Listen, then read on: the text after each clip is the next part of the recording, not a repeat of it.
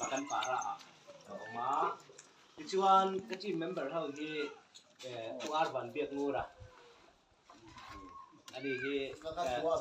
ar ban biak ngura kan tia ani hi pandong luya tuna hian a oma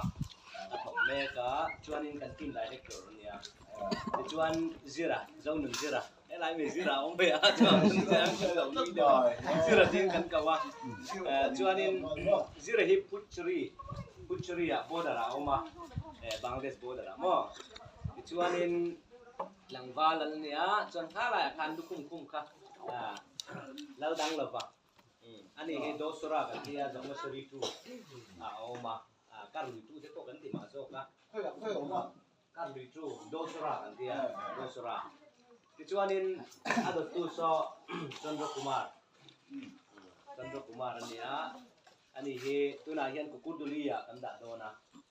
kukudulia om tu nia kan deputy speaker nia Chandra Kumar mo chuan tu so gospel kan chin mo ya tak mabing này với Santi mayor Ranjan pastor mayor Ranjan now CBC pastor mayor Ranjan now nia chuan ani he lokeshuri MDC an thana kuwa mo lai bo ba ani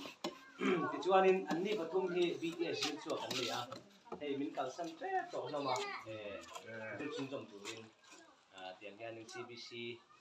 CBC gospel is CBC Nuaizer ni anni he Tabernacle Bible College en lawa BTS mo Tabernacle Bible College sa zir anni ma ai zola to fundamental of this church nuaya an zira mo azir na hun chu chuan